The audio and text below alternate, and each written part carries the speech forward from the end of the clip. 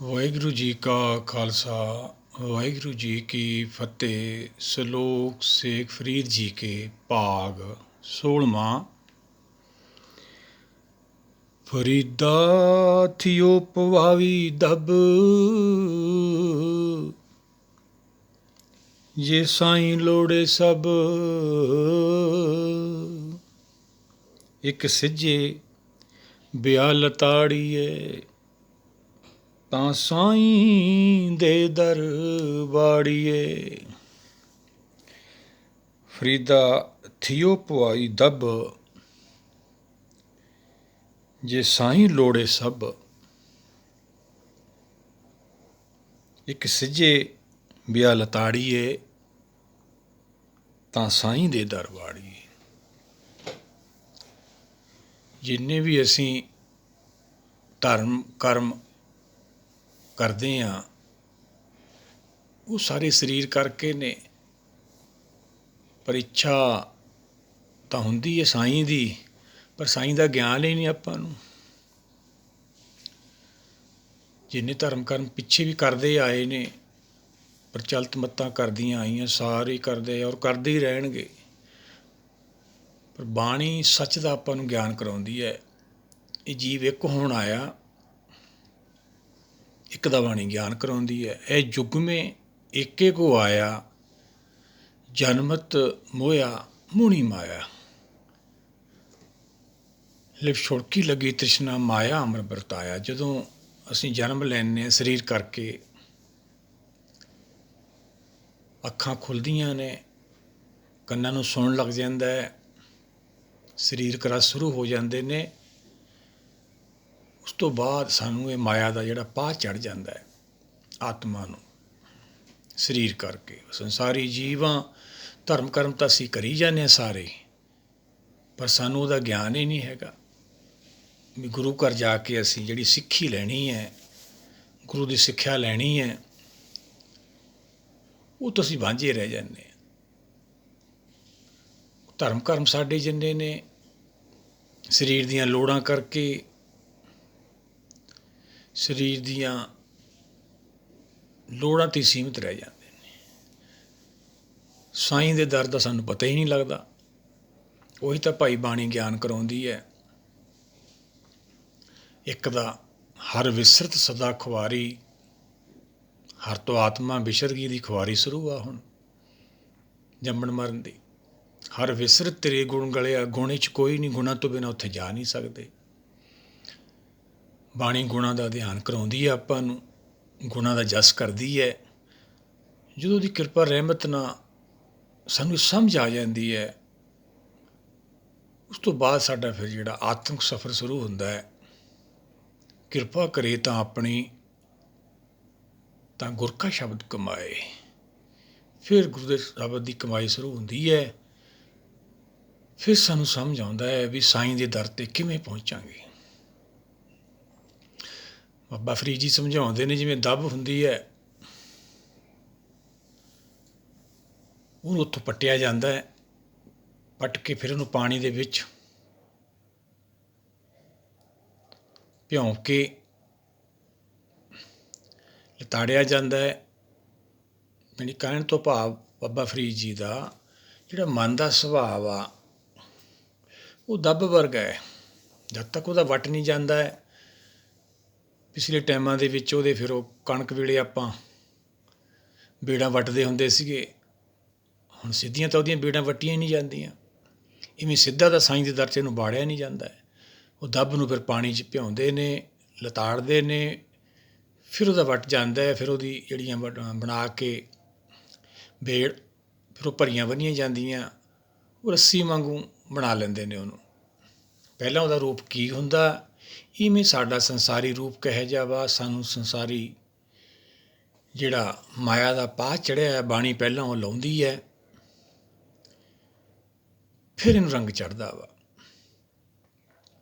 ਸੰਸਾਰੀ ਜੀਵਾਂ ਆਪਾਂ ਕੁਛ ਵੀ ਕਹਿ ਦਿੰਦੇ ਹਾਂ, ਜਿਵੇਂ ਬੁੱਲੇ ਸ਼ਾਹ ਦੀਆਂ ਗੱਲਾਂ ਲੈ ਲੈਂਦੇ ਨੇ। ਕਦੇ ਮਨ ਦਾ ਕੀ ਹੈ ਭਾਈ, ਇੱਧਰੋਂ ਪੱਟ ਕੇ ਲਾਉਣਾ ਬੜਾ ਔਖਾ ਹੈ ਭਾਈ। ਗੱਲੀਂ ਪੈਣੇ ਮੈਂ ਸੁਹਾਗਣ ਤੀਆਂ, ਤਾਂ ਸਾਨੂੰ ਧਰਮ ਕਰਮ ਦੇ ਵਿੱਚ ਆ ਕੇ ਪਤਾ ਹੀ ਨਹੀਂ ਲੱਗਿਆ। ਆਪਦੇ ਆਪ ਹੀ ਪੂਰਨ ਹੋ ਗਏ ਸਰੀਰ ਕਰਕੇ, ਸਾਰੀਆਂ ਡਿਗਰੀਆਂ ਆਪਾਂ ਪ੍ਰਾਪਤ ਕਰ ਲਈਆਂ, ਫਿਰ ਅੱਗੇ ਤਾਂ ਲੋੜ ਹੀ ਬਾਕੀ ਰਹੀ ਨਹੀਂ ਆਪਾਂ ਨੂੰ। ਜਦੋਂ ਸਾਰਾ ਕੁਛ ਇੱਥੇ ਮਿਲ ਗਿਆ ਆਪਾਂ ਨੂੰ, ਸੱਚਖੰਡ ਵੀ ਇੱਥੇ ਹੀ ਆ ਆਪਣਾ, ਰੱਬ ਵੀ ਇੱਥੇ ਹੀ ਆ ਆਪਣਾ, ਘਰ ਵੀ ਇੱਥੇ ਹੀ ਆ ਆਪਣਾ, ਕੁਛ ਨਹੀਂ ਇੱਥੇ ਹੈਗਾ। ਨਾ ਰੱਬ ਅੱਖਾਂ ਕੰਨਾਂ ਦਾ ਵਿਸ਼ਾ, ਨਾ ਉਹ ਘਰ ਜਿੱਥੇ ਜਾਣਾ ਸੀ ਉਹ ਅੱਖਾਂ ਕੰਨਾਂ ਦਾ ਵਿਸ਼ਾ। ਮਜ਼ਾਂ ਨੂੰ ਸਮਾਂ ਨਿਕਲ ਜਾਂਦਾ ਵਾ। ਜਿਵੇਂ ਬੱਚੇ ਸਕੂਲ 'ਚ ਪੜ੍ਹਨ ਜਾਂਦੇ ਆ ਜਾਂ ਵੱਡੇ ਬੱਚੇ ਕਾਲਜਾਂ 'ਚ ਸਾਰਾ ਸਾਲ ਪੜ੍ਹਦੇ ਨੇ, ਫਿਰ ਉਹਨਾਂ ਦੇ ਪੇਪਰ ਹੁੰਦੇ ਆ। ਉਹਨਾਂ ਦਾ ਕੁਛ ਟਾਈਮ ਹੁੰਦਾ ਵਾ, ਉਹਦੇ ਵਿੱਚ ਉਹਨਾਂ ਨੇ ਜਿੰਨਾ ਸਾਲ 'ਚ ਪੜ੍ਹਿਆ ਹੁੰਦਾ ਉਹਨਾਂ ਨੇ ਲਿਖਣਾ ਹੁੰਦਾ। ਉਸ ਕੁਛ ਟਾਈਮ ਹੁੰਦਾ, ਉਦੋਂ ਬਾਅਦ ਪੇਪਰ ਉਹ ਫੜੇ ਜਾਂਦੇ ਆ। ਜਿੰਨੀ ਕਿਸੇ ਨੇ ਕਮਾਈ ਕੀਤੀ ਹੁੰਦੀ ਹੈ ਭਾਈ, ਉਹਨਾਂ ਕੋ ਉਹਦੇ ਵਿੱਚ ਲਿਖ ਦਿੰਦੇ ਨੇ। ਇਵੇਂ ਆਪਣਾ ਇਹ ਜੀਵਨ ਹੈ। ਬਿਰਧ ਪਿਓ ਸੂਝੇ ਨਹੀਂ, ਕਾਲ ਪਹੁੰਚੇ ਹੁਣ, ਜਾਨੂੰ ਕਾਲ ਆ ਜਾਂਦਾ ਜੀ ਤਾਂ ਕਮਾਈ ਕਰ ਲਈ, ਫਿਰ ਆਪਦੇ ਘਰ ਪਹੁੰਚ ਜਾਂਗੇ, ਨਹੀਂ ਤਾਂ ਫਿਰ ਦੱਬ ਵਾਲਾ ਕੰਮ ਆਪਣੇ ਨਾਲ ਆ। ਅਸੀਂ ਫਿਰ ਇਹਨੂੰ ਜੰਮਣ ਮਰ ਜਾਣਾ ਪਊਗਾ। ਜਪਜੀ ਸਾਹਿਬ ਸਤਿਗੁਰਾਂ ਨੇ ਸਮਝਾਇਆ, ਇਹ 4 ਅਵਸਥਾ ਨੇ। ਪਿੱਛੇ ਵੀ ਆਪਾਂ ਵਿਚਾਰੀਆਂ ਸੀ, ਸੁਣਿਆ।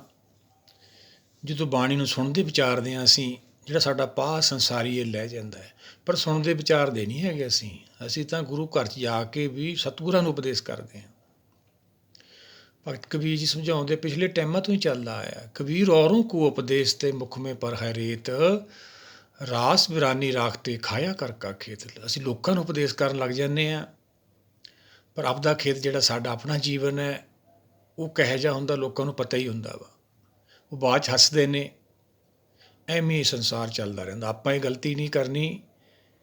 ਆਪਾਂ ਗੁਰੂ ਭਗਤਾਂ ਦਰਸਾਏ ਰਾਹ 'ਤੇ ਚੱਲ ਕੇ ਆਪਾਂ ਆਪਦੇ ਘਰ ਪਹੁੰਚਣਾ। ਨੂੰ ਆਇਆ ਦੂਰੋਂ ਚੱਲ ਕੇ ਤੱਕੀ ਤੋਂ ਸਰਣ ਆਏ ਜੀਓ, ਮੈਂ ਆਸਾ ਰੱਖੀ ਚਿੱਤ ਮੇ ਮੇਰਾ ਸਭੋ ਦੁੱਖ ਗਵਾਏ ਜੀਓ। ਚਿੱਤ ਤੋਂ ਭਾਵ ਅੰਤਰਾਤਮਾ ਦੀ ਆਵਾਜ਼, ਜਿਹਦੀ ਕਿਰਪਾ ਨਾਲ ਸਾਡਾ ਸਾਹ ਚੱਲਦਾ ਹੈ, ਹਾਰਟ ਚੱਲਦਾ ਹੈ, ਉਹ ਸਤਿਗੁਰ ਹੈ। ਭਗਤ ਰਵਿਦਾਸ ਜੀ ਸਮਝਾਉਂਦੇ ਆ, ਜਿਨ ਜੀਓ ਪਿੰਡ ਦੀਆ ਰਿਜ਼ਕ ਵਰਾਵੇ, ਸਭ ਕਟ ਵੀਤਰ ਹਾਟ ਚਲਾਵੇ। ਇਹ ਹੱਟ ਸਰੀਰ, ਸਾਹ ਜੋ ਬਾਹਰ ਨੂੰ ਦੇਖਦੇ ਆ, ਉਹ ਸਾਰਾ ਸਤਿਗੁਰ ਕਰਕੇ ਆ। ਉਹਦਾ ਦਰਸ਼ਨ ਹੋਣਾ ਪਹਿਲਾਂ ਆਪਾਂ ਨੂੰ। ਪਰਮੇਸ਼ਰ ਤਾਂ ਬਾਅਦ ਦੀ ਗੱਲ ਹੈ, ਨਾਮ ਵੀ ਬਾਅਦ ਦੀ ਗੱਲ ਹੈ। ਹਾਲੇ ਤਾਂ ਸਾਡਾ ਸੰਸਾਰੀ ਪਾ ਹੀ ਨਹੀਂ ਲਿਆ। ਜਦੋਂ ਗੁਰਬਾਣੀ ਨੂੰ ਅਸੀਂ ਸੁਣਦੇ ਵਿਚਾਰਦੇ ਹਾਂ, ਉਹ ਸਾਡੀ ਪਹਿਲੀ ਅਵਸਥਾ ਵਾ। ਸਤਿਗੁਰਾਂ ਨੇ ਸਮਝਾਇਆ, ਜਪਜੀ ਸਾਹਿਬ ਸੁਣਿਆ, ਜਿਹਨੇ ਸੁਣਿਆ ਸਮਝਿਆ ਵਿਚਾਰਿਆ, ਫਿਰ ਉਹਨਾਂ ਦਾ ਮਨ ਮੰਨ ਜਾਂਦਾ, ਉਹ ਦੂਜੀ ਅਵਸਥਾ 'ਚ ਪਹੁੰਚ ਜਾਂਦੇ ਨੇ। ਜਦੋਂ ਮਨ ਮੰਨ ਜਾਂਦਾ ਹੈ, ਬੁੱਧੀ ਸੂਝਵਾਨ ਹੋ ਜਾਂਦੀ ਹੈ, ਫਿਰ ਤੀਜੀ 'ਚ ਪਹੁੰਚ ਜਾਂਦੇ ਨੇ। ਮਨ ਕੀਤਾ ਭਾਉ, ਫਿਰ ਪ੍ਰੇਮ ਪੈਂਦਾ ਹੈ ਬਾਣੀ ਨਾਲ, ਕੁਦਰਤ ਨਾਲ। ਕੁਦਰਤ ਦੀ ਸ਼ਕਤੀ ਦਾ ਸਾਨੂੰ ਅਹਿਸਾਸ ਹੋ ਜਾਂਦਾ ਹੈ। ਗਿਆਨ ਦੇ ਰਾਹੀਂ ਮਨ ਬੁੱਧੀ ਉਹਦੇ ਨਾਲ ਜੁੜੇ ਰਹਿੰਦੇ ਨੇ।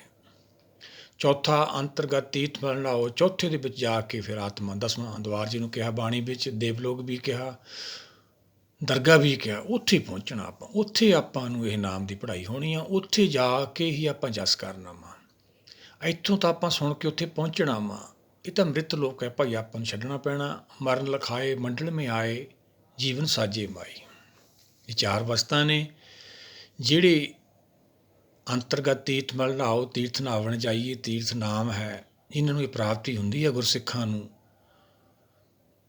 ਉਹ ਹੀ ਜਸ ਕਰਦੇ ਨੇ। ਉਹ ਫਿਰ ਕੀ ਕਹਿੰਦੇ ਨੇ, ਸਭ ਗੁਣ ਤੇਰੇ ਮੈਂ ਨਾਹੀ ਕੋਏ। ਜਪਜੀ ਸਾਹਿਬ ਸਤਿਗੁਰਾਂ ਨੇ ਆਪਾਂ ਨੂੰ ਸਮਝਾਇਆ, ਸਾਰੇ ਗੁਣ ਉਹਦੇ ਨੇ। ਸਰੀਰ ਤਾਂ ਉਹਦੀ ਕਿਰਪਾ ਨਾਲ ਆਪਾਂ ਨੂੰ ਮਿਲਿਆ, ਪਰ ਇੱਥੇ ਆ ਕੇ ਆਪਾਂ ਵੱਡੇ ਬਣ ਜਾਂਦੇ ਹਾਂ। ਸਾਨੂੰ ਗਿਆਨ ਨਹੀਂ ਹੁੰਦਾ ਸੱਚ ਦਾ, ਤਾਂ ਕਰਕੇ ਅਸੀਂ ਜੀਵਨ ਐਵੇਂ ਹੀ ਕੱਢ ਲੈਂਦੇ ਹਾਂ। ਬਿਰਧ ਪਿਓ ਸੂਝੇ ਨਹੀਂ, ਕਾਲ ਪਹੁੰਚਿਓ ਆਣ। ਕਾਲ ਆ ਜਾਂਦਾ ਭਾਈ, ਫਿਰ ਜੰਮਣ ਮਰਨ ਨੂੰ ਚਲੇ ਜਾਂਦੇ ਹਾਂ। ਆਓ ਸਾਰੇ ਮਿਲ ਕੇ ਇਹਨੂੰ ਵਿਚਾਰਦੇ ਰਹੀਏ। ਜੋ ਬਾਬਾ ਫਰੀਦ ਜੀ ਕੀ ਸਮਝਾਉਂਦੇ ਵੀ ਇਹੋ ਜਿਹਾ ਹਾਲ ਹੈ ਆਪਣਾ, ਦੱਬ ਵਰਗਾ। ਦੱਬ ਨੂੰ ਪੱਟ ਕੇ ਫਿਰ ਉਹਨੂੰ ਪਾਣੀ ਵਿੱਚ ਭਿਉਂ ਕੇ ਉਹਦੀ ਜਿਹੜੀ ਆਕੜ ਹੈ, ਜਿਹੜਾ ਉਹਦਾ ਵੱਟ ਹੈ, ਕੱਢਿਆ ਜਾਂਦਾ, ਲਤਾੜਿਆ ਜਾਂਦਾ ਹੈ, ਫਿਰ ਉਹਦੀ ਬੇੜ ਵੱਟੀ ਜਾਂਦੀ ਹੈ, ਫਿਰ ਉਹ ਕੰਮ ਆਉਂਦੀ ਹੈ। ਇਵੇਂ ਮਨ ਨੂੰ ਇੱਥੋਂ ਕੱਢ ਕੇ, ਜਿਹੜਾ ਇਹਨੂੰ ਮਾਇਆ ਦਾ ਪਾਸ ਚੜ੍ਹਿਆ ਵਾ, ਉਹ ਲਾ ਕੇ ਫਿਰ ਸਾਈਂ ਦੇ ਦਰ 'ਤੇ ਵੜ ਜਾਂਦਾ। ਫਿਰ ਅਸੀਂ ਦੇਵਲੋਕ ਪਹੁੰਚਾਂਗੇ। ਜਿਵੇਂ ਆਪਾਂ ਦੁੱਧ ਲੈ ਲਈਏ, ਦੁੱਧ ਨੂੰ ਜਦੋਂ ਆਪਾਂ ਜਾਕ ਲਾ ਦਿੰਦੇ ਹਾਂ ਤਾਂ ਉਹਦਾ ਰੂਪ ਬਦਲ ਜਾਂਦਾ ਹੈ। ਇਵੇਂ ਬਾਣੀ ਸੱਚ ਦਾ ਗਿਆਨ ਜੋ ਸਾਨੂੰ ਹੁੰਦਾ ਹੈ, ਮਨ ਦਾ ਰੂਪ ਬਦਲ ਜਾਂਦਾ ਹੈ। ਫਿਰ ਕੀ ਬਣ ਗਿਆ, ਦਹੀਂ। ਦਹੀਂ ਤੋਂ ਬਾਅਦ ਫਿਰ ਉਹਨੂੰ ਰਿੜਕਿਆ ਜਾਂਦਾ ਹੈ। ਰਿੜਕਣ ਤੋਂ ਬਾਅਦ ਮੱਖਣ ਹੁੰਦਾ ਹੈ। ਫਿਰ ਮੱਖਣ ਨੂੰ ਅਗਨੀ 'ਤੇ ਤਾੜਿਆ ਜਾਂਦਾ ਹੈ, ਫਿਰ ਕੀ ਰਹਿ ਜਾਂਦਾ ਹੈ? ਘਿਓ। ਉਹਦੇ ਵਿੱਚ ਵੀ ਥੋੜ੍ਹੀ ਬਹੁਤ ਲੱਸੀ ਰਹਿ ਜਾਂਦੀ ਹੈ, ਤੱਤ ਰਹਿ ਜਾਂਦਾ, ਤੱਤ ਘਿਓ ਉਹਨੂੰ ਤੱਤ ਕਿਹਾ ਵਾ। ਇਵੇਂ ਮਨ ਦਾ ਰੂਪ ਬਦਲ ਜਾਂਦਾ ਹੈ। ਹਰ ਕਾ ਬਲੋਭ ਨਾ ਬਲੋਵੋ ਮੇਰੇ ਭਾਈ, ਸਹਿਜ ਬਲੋਵੋ ਜੈਸੇ ਤੱਤ ਨਾ ਜਾਏ।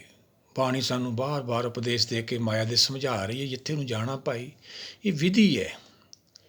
ਮਨ ਵਸ ਆਵੇ ਨਾਨਕਾ, ਇਹ ਪੂਰਨ ਕਿਰਪਾ ਹੋਏ, ਪੂਰਨ ਗਿਆਨ ਲੈਣਾ ਹੈ, ਫਿਰ ਇਹਦਾ ਉਹ ਦੱਬ ਵਾਲਾ ਕੰਮ ਮੁੱਕਣਾ ਵਾ।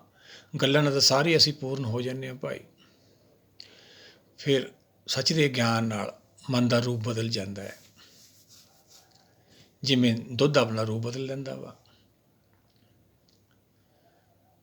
ਅੱਗੇ ਤੋਂ ਅੱਗੇ ਫਿਰ ਗਿਆਨ ਵੱਧਦਾ ਚਲੇ ਜਾਂਦਾ ਹੈ। ਜਦੋਂ ਮਨ ਦਾ ਰੂਪ ਬਦਲਦਾ ਹੈ, ਸਾਨੂੰ ਦੋ ਪਦਾਰਥ ਮਿਲ ਜਾਂਦੇ ਹੈ। ਕਿਹੜੇ? ਗਿਆਨ ਪਦਾਰਥ, ਮੁਕਤ ਪਦਾਰਥ। ਮੁਕਤੀ ਸੰਸਾਰ ਚੋਂ, ਮਾਇਆ ਚੋਂ। ਸਰੀਰ ਕਰਕੇ ਇੱਥੇ ਹੀ ਹੁੰਦੇ ਹਾਂ ਅਸੀਂ, ਧਿਆਨ ਕਰਕੇ ਪਹੁੰਚ ਜਾਂਦੇ। ਜਿਨੀ ਨਾਮ ਧਿਆਇਆ ਗਏ ਮਸਕਤ ਕਾਲ, ਨਾਨਕ ਤੇ ਮੁਖ ਉਜਲੇ ਕੀਤੀ ਛੁੱਟੀ ਨਾਲ। ਐਸੇ ਗੁਰਸਿੱਖਾਂ ਨਾਲ ਕਿੰਨੇ ਹੋਰ ਨਿਕਲ ਜਾਂਦੇ ਨੇ। ਸਤਿਗੁਰ ਤਾਂ ਐਂ ਸਮਝਾਉਂਦੇ ਆ ਭਾਈ, ਜਿਵੇਂ ਦੁੱਧ ਦਾ ਰੰਗ ਬਦਲ ਗਿਆ, ਦਹੀਂ ਬਣ ਗਿਆ, ਉਹ ਫਿਰ ਆਤਮਾ ਦੀ ਖੁਰਾਕ ਹੈ। ਜਦੋਂ ਅਸੀਂ ਵਿਚਾਰਦੇ ਸੁਣਦੇ ਹਾਂ, ਹਰ ਕਾ ਬਲੋਭ ਨਾ ਬਲੋਵੋ ਮੇਰੇ ਭਾਈ, ਉਹ ਆਤਮਾ ਦੀ ਖੁਰਾਕ ਹੈ। ਨਾਮ ਤਤ ਸਭ ਹੀ ਸਿਰ ਜਾਪੇ, ਵੇ ਨਾਵੇਂ ਦੁੱਖ ਕਾਲ ਸੰਤਾਪੇ।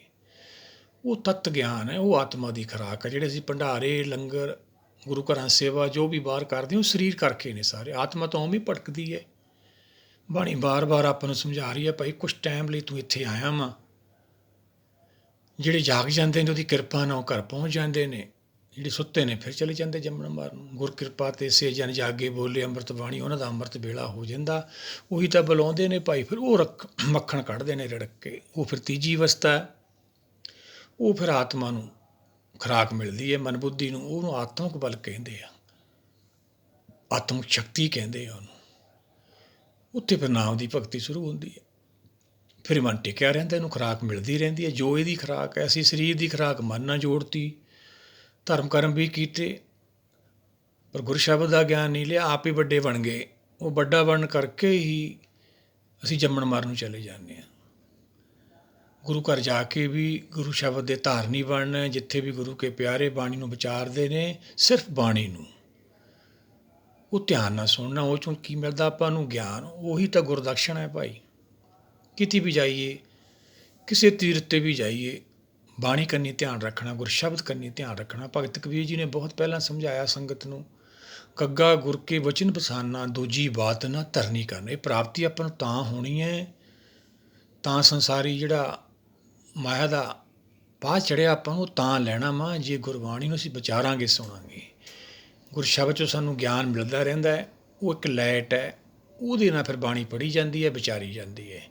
ਉਹ ਕਿਵੇਂ ਪ੍ਰਗਟ ਹੁੰਦੀ ਹੈ? ਰਹਿ ਰਸ ਵੀ ਆਪਾਂ ਰੋਜ਼ ਪੜ੍ਹਦੇ ਹਾਂ। ਗੁਰਸਾਖੀ ਜੋਤ ਪ੍ਰਗਟ ਹੋਏ, ਗੁਰੂ ਦੀ ਸਿੱਖਿਆ ਲਈ ਜਾਣੀ ਆ, ਸਾਰਾ ਜੀਵਨ ਸਾਡਾ ਨਿਕਲ ਜਾਂਦਾ, ਪਰ ਅਸੀਂ ਕਾਲ ਤੋਂ ਮੁਕਤ ਹੋ ਜਾਂਦੇ ਹਾਂ। ਐਸੇ ਗੁਰ ਕੋ ਬਲ ਬਲ ਜਾਈਏ, ਆਪ ਮੁਕਤ ਮੋਹਿ ਤਾਰੇ। ਇਹ ਗੁਰਮਤਿ ਮਾਰਗ ਦਾ ਜਿਹੜਾ ਰਸਤਾ ਹੈ, ਇਹ ਕਿੱਥੇ ਪਹੁੰਚਦਾ? ਇਹ ਸਿੱਧਾ ਸੱਚਖੰਡ ਜਾਂਦਾ ਹੈ। ਜਿਹੜਾ ਸਾਡਾ ਰਸਤਾ ਹੈ, ਇਹ ਕਿੱਥੇ ਜਾਂਦਾ ਹੈ? ਇਹ ਨਰਕਾਂ ਨੂੰ ਜਾਂਦਾ ਹੈ।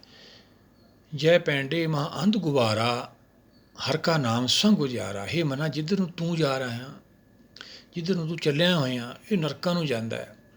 ਹਨੇਰਾ ਹੀ ਹਨੇਰਾ।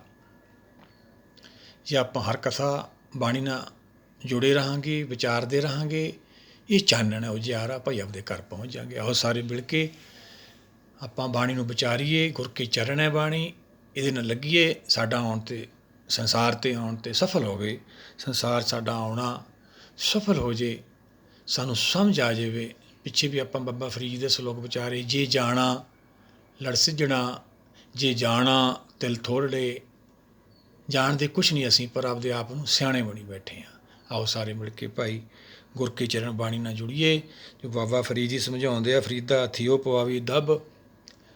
ਦੱਬ ਵਾਲਾ ਕੰਮ ਹੈ ਭਾਈ। ਮਨ ਨੂੰ ਪੱਟ ਕੇ ਦੂਏ ਪਾਸੇ ਲਾਉਣਾ ਆਪਣੀ ਮੱਤ ਨਾਲ ਨਹੀਂ ਅਸੀਂ ਲਾ ਸਕਦੇ, ਗੁਰ ਕੀ ਮੱਤ ਨਾਲ ਇਹ ਮੱਤ ਲੈਣੀ ਹੈ। ਗੁਰ ਕੀ ਮੱਤੂ ਲਿਹੋ ਯਾਣੇ, ਭਗਤੀ ਬਿਨਾ ਵੈ ਡੁੱਬੇ ਸਿਆਣੇ। ਵਾਹਿਗੁਰੂ ਜੀ ਕਾ ਖਾਲਸਾ, ਵਾਹਿਗੁਰੂ ਜੀ ਕੀ ਫਤਿਹ।